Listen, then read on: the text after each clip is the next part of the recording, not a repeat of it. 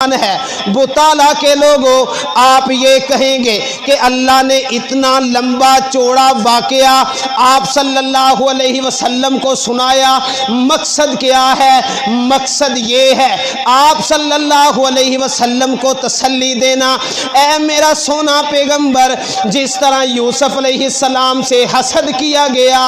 آپ سے بھی مشرکین مکہ کفار حسد کریں گے، جس طرح یوسف علیہ السلام سے بے وفائی کی گئی، آپ سے بھی بے وفائی کی جائے گی۔ جس طرح یوسف علیہ السلام کو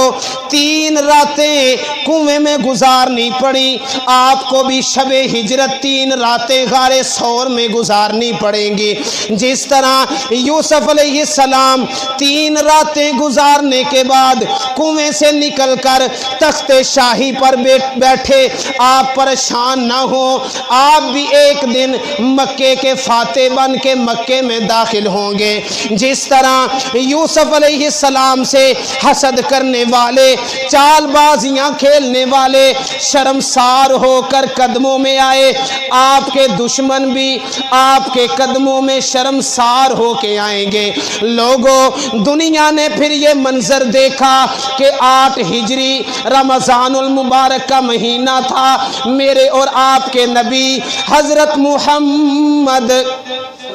بلند آواز سے، محمد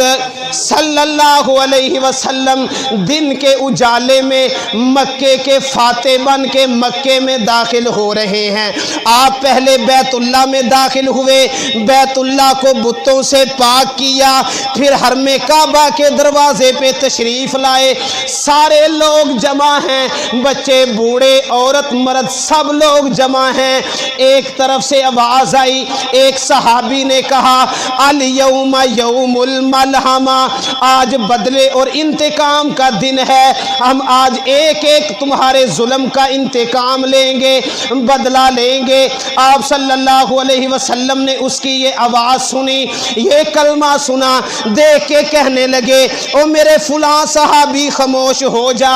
چپ کر جا، آج بدلے کا دن نہیں۔ محمد عربی صلی اللہ علیہ وسلم رحمت للعالمین بن کے مکے میں داخل ہوا ہے۔ پھر آپ نے مکے والوں کو خطاب کرتے ہوئے کہا او مکہ والوں، ہمیں وہ دن بھی یاد ہیں جب تم نے میرے بلال کے سینے پہ باری باری پتھر رکھے تھے، ہمیں وہ دن بھی یاد ہیں جب تم نے بلال کے گلے میں رسی ڈال کے گھسیٹا تھا، مکے کی نوکیل دار زمین تھی، تپتی ہوئی ریت تھی، میرے بلال کو گھسیٹا گیا، لیکن وہ میرا بلال تھا کہ تپتے ہوئے کولوں پہ لیٹا، مکے کی نوکیل دار زمین پہ گھسیٹا گیا، لیکن پھر بھی کہتا رہا احد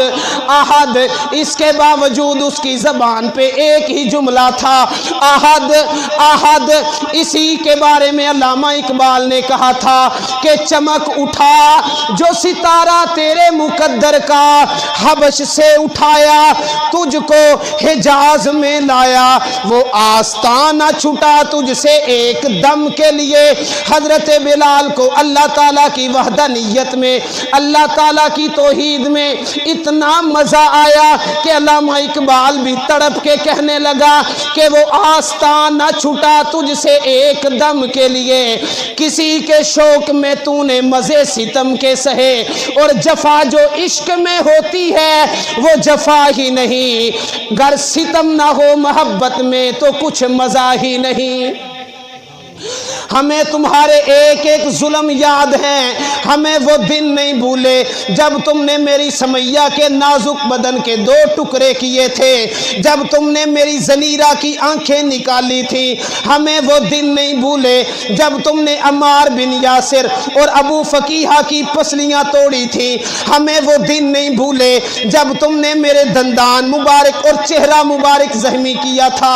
ہم آج طاقت ہونے کے باوجود بدلہ لے سکتے ہیں، ایک ایک ظلم کا بدلہ لے سکتے ہیں، لیکن جاؤ مکہ والو، محمد عربی صلی اللہ علیہ وسلم بھی وہی جملہ کہتا ہے جو حضرت یوسف نے اپنے بھائیوں سے کہا تھا، لا تثریب علیکم اليوم، جاؤ تم پر کوئی ملامت نہیں، انتم الطلقاء، تم سب آزاد ہو، تم پر کوئی ملامت نہیں، تم سے کوئی بدلہ نہیں لیا جائے گا۔ اسی کو دیکھ کر کسی کہنے والے نے کہا تھا کہ محبت کے یوں جس نے دریا بہائے، بڑے یار چپ کر کے بیٹھ جاندے جو بلند آواز سے، دوسرا لفظ میں نہیں بولیا، محبت کے یوں جس نے دریا بہائے، دل ان کا بھی جیتا جو سر لینے آئے، یہ بندہ نوازی کے جوہر دکھائے، خود کھائے جو اور جواہر لٹائے، خوشی اپنی غیروں کے غم میں بلا دی، دیا درد جس نے اسے بھی دعا دی۔